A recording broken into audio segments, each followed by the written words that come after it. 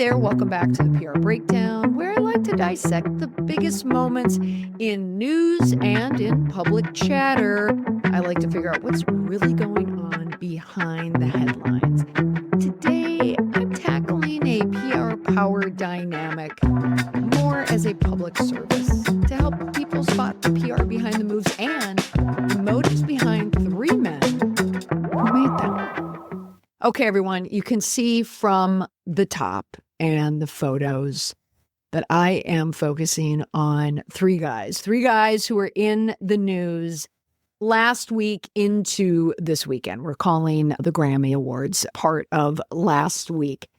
Now, disclaimer right off the top, I'm talking about three men who are all individuals, and their actions and behaviors that I'll be discussing should not be generalized to every powerful person or even all men. I think it's important to avoid making sweeping generalizations about entire groups of people based on the actions of a few individuals. So the behavior that I'm going to describe in this podcast, I just find concerning, and it's often associated with a pattern of abuse of power and control that can manifest in many different ways. But I just wanted to highlight three of them. And the fact that they're three guys, that's just a coincidence. But they are three very powerful men who happen to hit the news this week. So I just want to take a closer look at just some common tactics that powerful people or people who perceive themselves to be powerful might use to prop themselves up or to abuse other people, with the takeaway of helping people and showing them how you can apply some tactics to examples in your own life, because I'm nothing if not a teacher and a helper where I can. All right. The first one is Donald Trump. Now, second disclaimer, I do not want to make this political. This is not anti-Republican. This is not even anti-Trump. Oh, gosh. The LA Times is calling me. Oh my gosh. I'm going to keep recording this podcast. I'll get back to that reporter later. I think they're probably going to be asking me about Ryan Reynolds. That's going to be person number 2. So let me come back to Ryan Reynolds. But Donald Trump, it's hard to have a conversation with President Trump without talking about his behaviors, because they're tied into really his political tactic. I'll just say it. The man landed himself right back in the White House. It's working. I think Steve Bannon was a big reason why he's in the White House the first time around. I think he was primarily the reason. But what they found in Trump is he really did tell it like it is with thinking. And that type of behavior does appeal to certain people. Just that straight talking, non-political, I'm not a politician, I want to drain the swamp. It spoke to people. It connected with people. And when he was first elected, I gave him credit. As a matter of fact, I had a keynote where I highlighted the communication styles of presidents and how it helped them into the White House. And I noted at that time that Trump was the Twitter president. He tweeted himself right into the White House, in my opinion, because he knew how to use it. And he still is masterful at communication. I am not going to take that from him. Morally, I question a lot of the things that he does. But politically, got where he got for a reason. Just as an aside, politically, I think the Democrats just did not know how to find their candidate in time, and they did not. The Democrats simply just don't know how to build a fan base. I think that's just what it comes down to. Sometimes you have singers who are Taylor Swift, and sometimes you have singers who are not. And sometimes it's just the fan base that is the difference between one talented singer versus, the other. So the same holds true with politics. But in this case, I just want to highlight a press conference from last week. I have a new Substack. I want you to look for it. It's Molly McPherson PR Breakdown on Substack. I have different levels of membership. I do a weekly email in there, but I added a podcast, like an audio element. My article that I just did a real quick article based on the American Airlines CEO and how quickly he responded to the crash. I, of course, talking about the regional jet that was involved in a midair collision with an Army Black Hawk helicopter that happened last week. My goodness, it really rattled me. I happened to really early that day, and I had mentioned in a TikTok, I did several TikToks, I usually get up and listen to the Washington Post every morning. That's how I get myself out of bed, honestly. I'll listen to stories. And that's how I wake up in the morning. I'll just put headphones in and I'll listen to stories. And I'll listen to a couple of them. To have that first headline be about that plane crash was very jarring to me. I've had 2 stints living in the Washington, D.C. area. I lived in Old Town for 2 stints. That was my airport. I lived moments away, and man, was that easy. That was the easiest way to travel back when I lived in Old Town, my goodness. But it is so congested there. So it's shocking, but not surprising that something like this would happen. But I was following the media coverage, and I did watch the press conference at the White House. And it stopped me in my tracks. Like, I was just going to have it on in the background, and I stopped everything I was doing. Because it just struck me how brittle and forceful it was for such a raw moment. Presidents are there in times like this, in briefings, to calm, to assure, to grieve. That's typically what a leader does in those situations. It is a moment to shine. So when Donald Trump took the podium, he faced significant backlash. This was a tragic mid-air collision over the Potomac River. It claimed 67 lives. But during that briefing, Trump speculated that DEI initiatives, diversity, equity, inclusion at the Federal Aviation Administration, the FAA, might have contributed to the crash, despite providing no evidence whatsoever. And the investigation was in its earliest stages, like it was just beginning. And then to have the Transportation Secretary, Sean Duffy, and the Defense Secretary, Hegseth, get up there and to have the key message of both their statements be about the incredible job that Donald Trump was doing and how we're going to get to the bottom of it. It creates this conspiracy-like thinking that it couldn't just be a tragic accident, okay, that it had to be something else and that someone else faulted. Again, not wanting to make this political, but I'm looking at it just from the motivational point of view of what's happening there. Now, this is politics. It's politics, but it's politics driven by personality.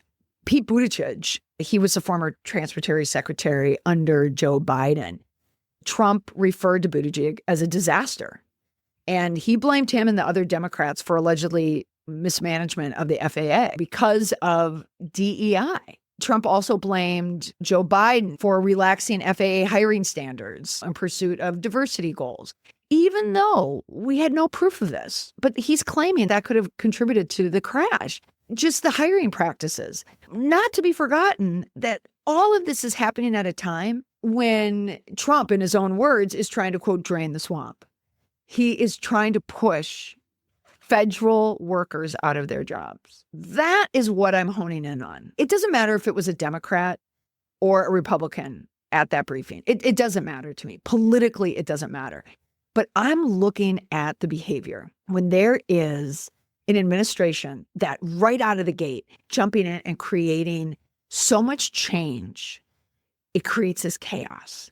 And no one really knows like what he's allowed to do, what he's not allowed to do. There are reports today now that Elon Musk, he's in the DGOE office now, and he is getting into the back end of USAID and all the aid and all the money that goes to nonprofits and churches. And he has access to so many people's information. And I also read online too that he's doing this with a team of non-federal employees that are a bunch of young people. One is still in college, and Trump just gave him the permission to do this. Damn, that's scary. That's scary stuff. But looking at the language that he's using, that Trump said that Buttigieg is to blame.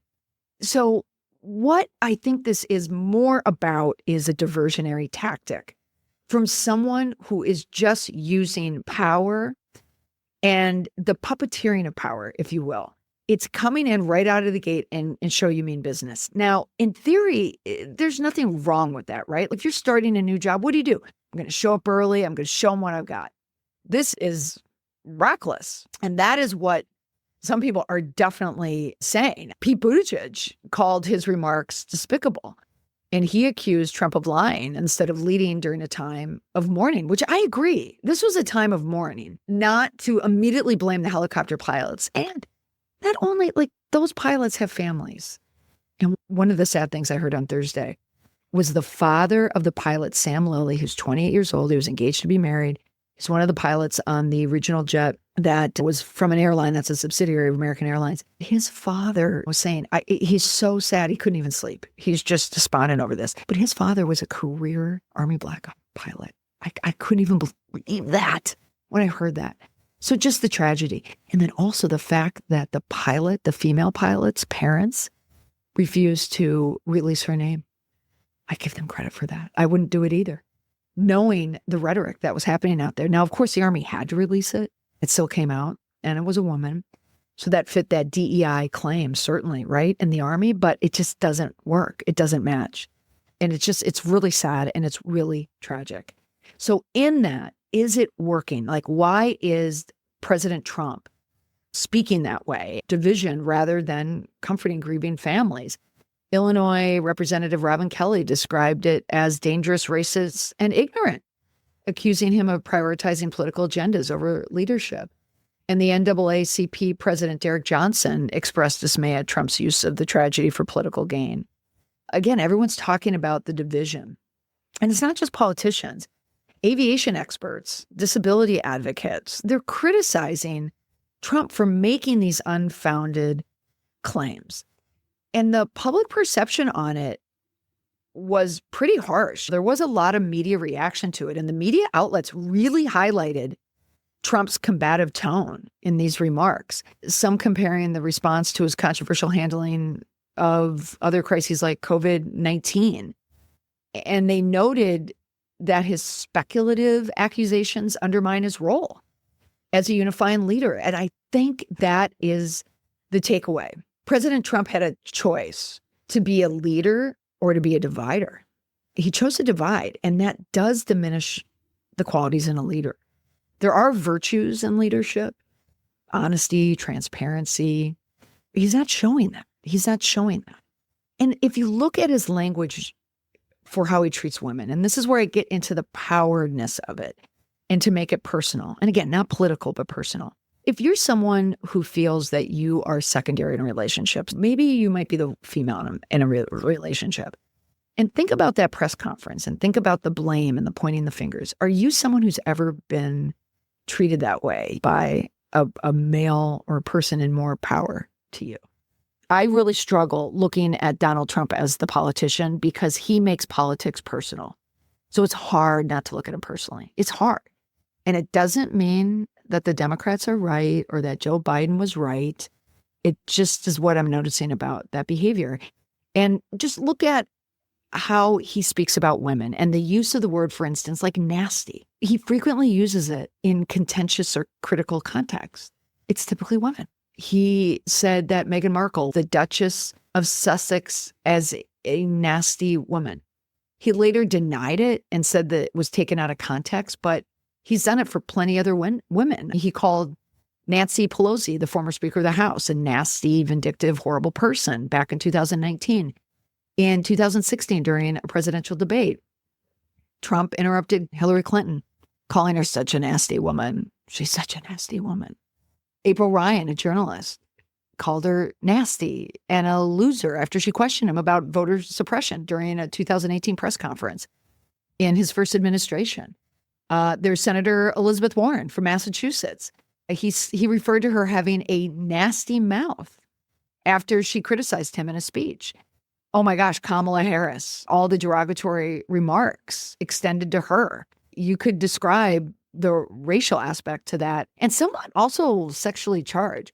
But then the National Cathedral Bishop in January of 2025, he called her remarks nasty in tone after she criticized his leadership choices during a sermon.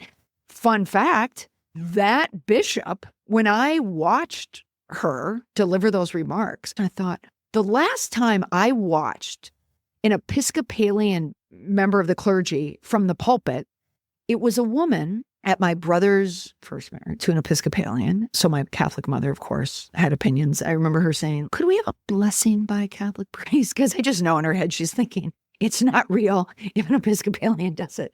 Back to that story, I'm watching her thinking, wow, the only other time I watched an Episcopalian from the pulpit, it was someone who looked just like this and they talked the same. I remember the first time I heard this woman, I thought, wow, I should pay attention to Episcopalian. I shouldn't dismiss this religion like I've been taught as a Catholic. What do you know?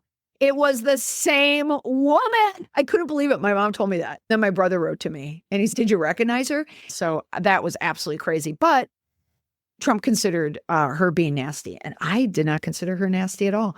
I think non-politically, she just spoke from a human perspective. And I thought that was beautiful, which is really the point of this podcast this week. The next one is Ryan Reynolds. You may have seen that he was involved in a fake pap walk. He made headlines over the weekend because there was video footage of him signing autographs in New York City, but the authenticity of the interactions have been questioned like crazy online. Just Google Ryan Reynolds pap walk or stage pap walk, because so many people on social media speculated that the event was staged. For your consideration, it was filmed by Backgrid.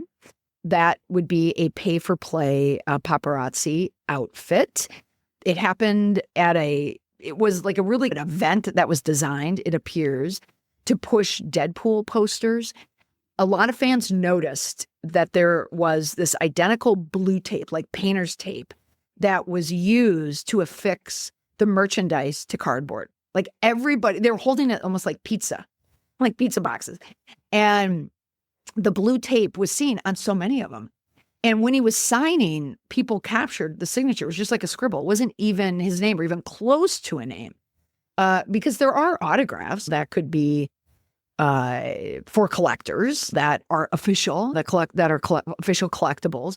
But this wasn't. This was a literal scribble. Now, why would Ryan Reynolds do this? The autograph signing occurred amid a legal drama involving Blake Lively and actor Justin Baldoni. Some might speculate that it would be a public relations move. I'm going to say it was a public relations move, and I'll stand by that. I have no proof other than what I viewed with my own eyes. But if you've been listening to this podcast and my TikToks, my feeling about Ryan Reynolds.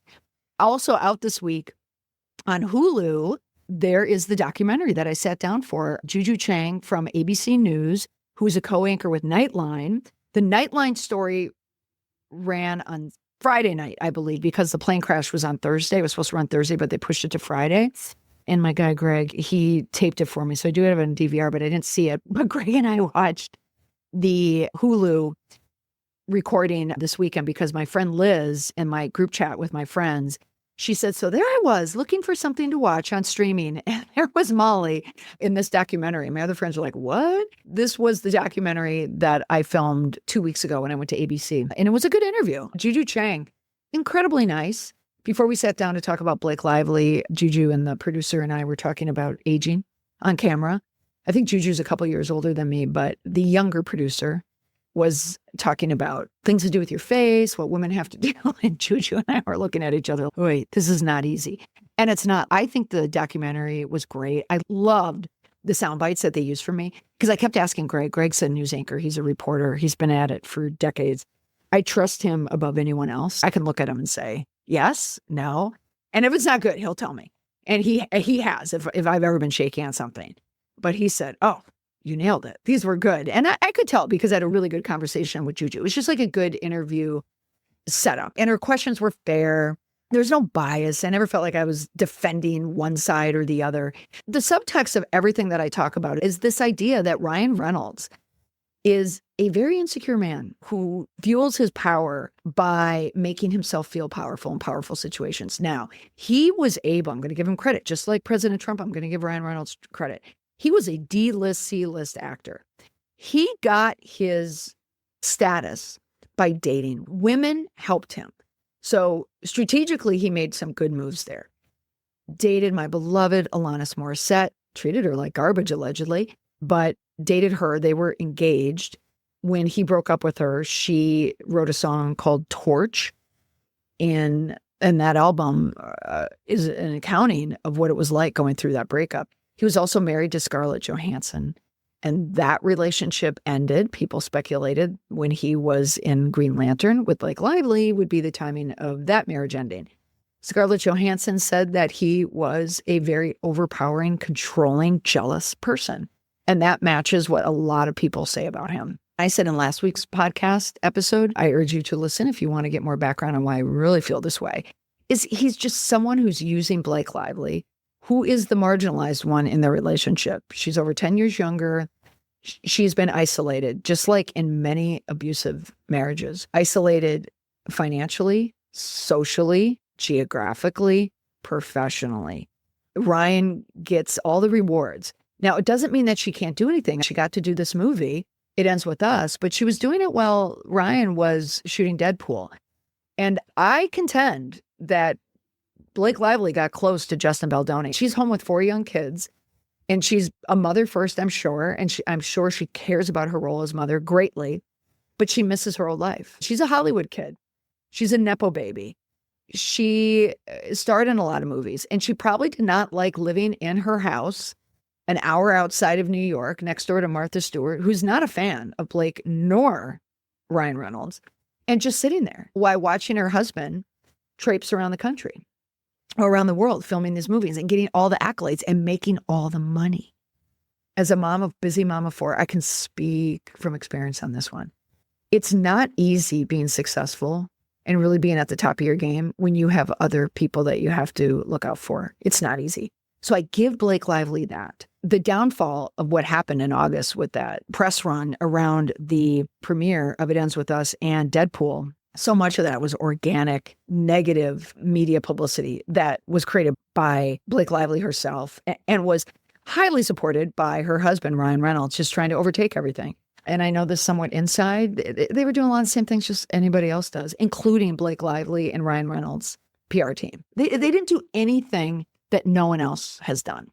Blake Lively destroyed her own reputation, but it was engineered by Ryan Reynolds because I think he was jealous of Justin Baldoni and he wanted to blow it up, and he got what he deserved.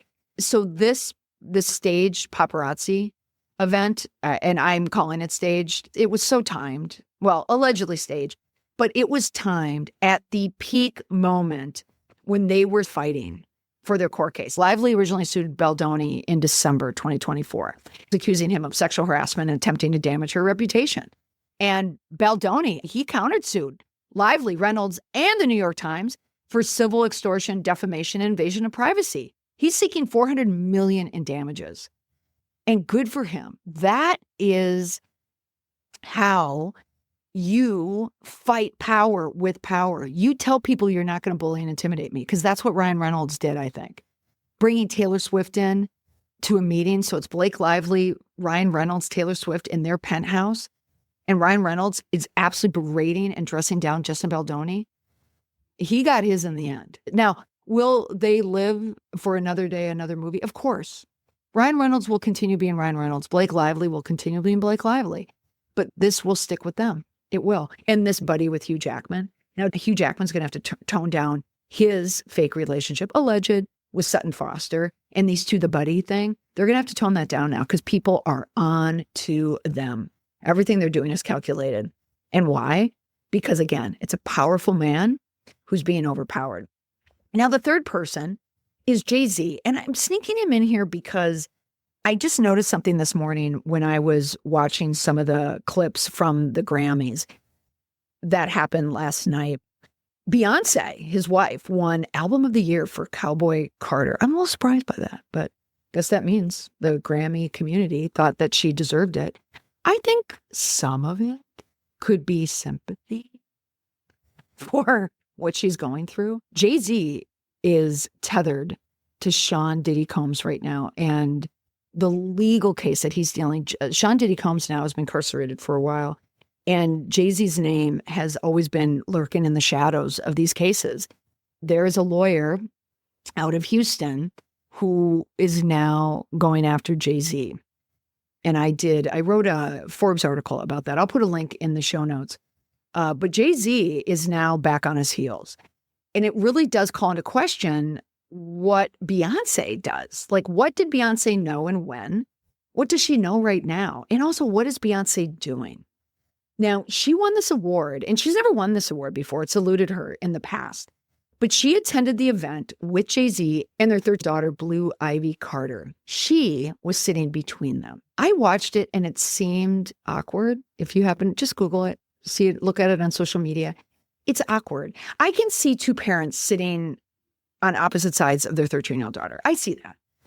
But why is your daughter there? Your daughter's there as the buffer. And the daughter's there as a PR move because they want the public to see that they're parents. And this helps Jay-Z more than anyone. I guess the jury's out. Is Beyonce a patsy in all this? Or is she part of the calculation to protect Jay-Z? Right now she is. But is she, while she's winning this Grammy, is she plotting to leave Jay-Z, to separate herself legally from not only the criminal aspect, allegedly, but from a marriage point of view and their money? They're moguls. They are music moguls. Right now, they are both using their daughter as PR collateral, if you will, to take the sting out of the reputation and the hit that Jay-Z took in December. Taylor Swift announcing the award and clinking glasses, Jay-Z. I don't know what I think of that move. Celebrate Beyonce, sure. Taylor, I could get behind that. But no, clinking with Jay-Z. I know these things happen at a moment. They just happen. And you're congratulating everyone. But the reason why I thought it was a little awkward is that Blue Ivy, being the young daughter that she is, she didn't stand up to immediately congratulate her mom because she was being a 13-year-old. I'm not standing up. You could just see it. So Beyonce was left to just stand up on her own. And she genuinely looked stunned. And then Jay-Z's, Blue Ivy's not standing up, so I got to stand up. And he just walked over to her and he said something in her ear that people on social media, like lip readers, were trying to figure out. And I didn't find anyone who could figure it out yet. But it wasn't like a congratulatory kiss of a close husband and wife, let's just say. There was a coldness there. I felt a coldness. He said something nice, perhaps, but no kiss, nothing. This should be a meaningful win for Beyonce because she became the first Black woman in 50 years to win a country music Grammy. On stage, expressed her shock and gratitude. So it was all real. It was all authentic. But it is a PR move because Jay-Z is in serious legal trouble.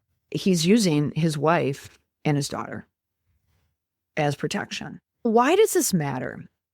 The context of power dynamics and relationships. So whether it's American citizen, president, voter, actor, fan, ticket buyer, or is it a personal relationship? Is it a romantic relationship? Is it your partner? Is it your parent? Is it a colleague? Whatever it is. Some people have more power over the other, and some people get that power over control. And I mentioned financial dependence and social isolation. Those are tactics that are used in a professional relationship. An employer may have more power of an employee because of their position or their resources. So when you start thinking about these types of power plays, consider all the aspects of relationships when you evaluate them. So there are 6 different ways that people use power to take control over situations using more manipulative means. And it could be from a powerful public figure or someone in your life. 1, there's gaslighting, and that's manipulating someone into questioning their own sanity or perception of events. So for a colleague or a boss or in the news, it could be a CEO denying making a sexist remark during a meeting, even though several people witnessed or heard it. It's the same thing as Trump claiming he never made comments like that or never said that when he did. They want to suggest that other people are misunderstanding the situation. That's what gaslighting is. It's not just deflecting an accusation. It's turning it around and blaming the person and make them think they're crazy for thinking it. Another tactic is coercion, and that's using threats, pressure, or force to get someone to do something. That could be like a famous musician threatening to cancel a tour if a manager doesn't agree to a specific contract. Or telling the public, I'm not going to do this. If you keep attacking me, or if the people on the internet keep attacking me, I'm not going to go on tour. I'm not going to do this. It's they want to get people to comply. Look in your life for ways that people force you to comply. Again, I think President Trump does this in his demands now of federal workers. He wants all federal agencies to comply to DEI standards, removing them essentially from every department. There's a lot of or else in our politics right now, in our federal government, which is frightening. The coercion happened with Justin Baldoni. Ryan Reynolds allegedly was threatening Justin Baldoni, and he was pressuring him, like by having Taylor Swift in the room with Blake Lively. It was pressure. He had the same agent as Ryan and Blake. Ryan Reynolds likely pressured the agent to drop Justin Baldoni. Justin Baldoni's podcast co-star also dropped him. Guess what? She used to do work with Ryan Reynolds. She maybe felt pressure too. Colleen Hoover, the author of It Ends With Us, stood by Blake Lively during the premiere of It Ends With Us when Justin Baldoni was literally taken to the basement, stuck in the basement, probably coerced. She was pressured into doing that. And there's something to be said for her coming off of social media, deleting her Instagram. She doesn't want to play that game anymore. She wants to take herself out. Another tactic I mentioned before is isolation. That's separating someone from their support system, controlling their communication and limiting their social interactions. I 100% think that Ryan Reynolds is doing this to Blake Lively. That's just what the dynamic in their marriage is. And I think this whole It Ends With Us blew up because he was jealous. It happened during the writer's strike, and that's the reason why Ryan Reynolds came home in the middle of his shoot. And while Blake was home in the middle of his shoot, all of a sudden the writing became different. The demands became different. Blake Lively was demanding to see the dailies. Everything moved, and Justin Baldoni showing that evidence in the texts and the voice notes that he's putting out there for the public. It's just all about controlling. President Trump, again, is going to do that. For isolation, President Trump does that with his enemies. He'll isolate. J.D. Vance got isolated during the election season. He was not happy with J.D. Vance. He's in the fold right now, but I predict J.D. Vance will be out of the fold soon. J.D. Vance doesn't help Donald Trump in any way, so I don't see him in there. Duffy helps him as a transportation secretary. Hegseth helps him right now, but I think if there's one misstep with Hegseth, he's out, and then Trump will isolate him. Trump has a way, like John Kelly, General John Kelly, his former chief of staff. If you turn against Trump, you are going to be isolated from Trump. That's just a tactic that happens. Look at what's happening with Sean Combs and Jay-Z, who they isolate. Like, how do they treat Kanye? How do they treat 50 Cent? Like Jamie Foxx coming out and making really deep accusations against Sean Combs about how he was treated. Trivializing is just another way it helps the gaslighting. It's just brushing off concerns as nothing. And people minimizing you, saying you're being too selfish, you're being too sensitive, you're overreacting. Look at what Ryan Reynolds did in Deadpool when his Nice Pool character was based off of Justin Baldoni. He was trivializing Justin Baldoni's approach to his connection to females. That Nice Pool character trivialized Justin Baldoni's views towards women. Now, yeah, Justin probably used a lot of it as part of his brand, but it's very hard to make something your brand. It's very difficult to do when you don't believe it. And if you watch that Hulu documentary about Blake and Ryan, and I encourage you to do it for this reason, for this podcast, you can see really, I think, who Justin really is. But what about personally, if this is happening to you? One, just have some self-awareness and reflection. The mirror test, I talk about this with my clients a lot. Understand your own bias, your own beliefs and power dynamics in your life. Do you use them? Challenge yourself if you do. Change. Also, promote open communication, ethical boundaries. Do that in the workplace. Do it in your life. If you have problems with your partner, your spouse, establish clear and respectful communication channels. Help create a safe space where both of you feel comfortable voicing concerns and setting boundaries. Also, challenge harmful behaviors and power imbalances. Speak up against injustice and inequality, even in small situations, where it helps to create a culture where abuse is less likely to occur. Or stand up in front of the pulpit if you're an Episcopalian bishop and you seriously worry about people in the country who are worried about their livelihood, about citizenship moved from their families, about their jobs. Stand up for that. Support that. And support and empower others. Offer support and encouragement to people who are experiencing abuse. If you see it, help it, spot it. Is it someone you know, someone you care about, someone you love? Is it your kids? Is it your friend? Is it your coworker? Empower other people to speak out and seek help where they can make a difference. Oh, there's nothing more effective to break down power than to mobilize power on the other side of it. And then lastly, seek help if you need it and report abuse. Know how to report abuse. I have a link in the show notes for how you can do it if this episode resonates with you. Understand the resources available to victims, because that's what can be crucial in stopping harmful patterns. Go to human resources. Stand up for yourself. Do what you need to do. All right, everyone. If you found this episode insightful, don't forget to subscribe, leave a review, share it with anyone who's going through any type of situation like this. I also want to let you know that I am now on Substack. I have a weekly email that goes out. And like I mentioned earlier, last week, I added an audio element, which I love doing. I think I'm going to keep doing that. But I do post frequent updates on there. I'm taking my Patreon and I'm moving it over to Substack because Substack has more features. So I'm going to be starting my lives again as well. So if you join Substack, I do have a free feature on Substack, but I also have a membership on Substack as well. You will receive access to these lives that I have on YouTube, and you'll just notice more content on Substack. So I have a link in the show notes, but I encourage you to head over there. You will see all my weekly podcasts on Substack as well, and feedback from fans. I just gave you a little taste of it in this podcast episode. I'm going to have a little Ask Molly section where we can talk about PR in the public space, but we can also talk about PR for people. Do you think that there's a PR move being used against you? It's me moving into my lifestyle self-help area. Like a Dear Abby, if you're familiar. I want to give people feedback as well, because this job in crisis management gives me so much insight into human behavior from a professional point of view, but darn it, if it does not apply to personal as well. All right, everyone, thanks for listening to the podcast this week. Come back for next week's big story. Bye for now.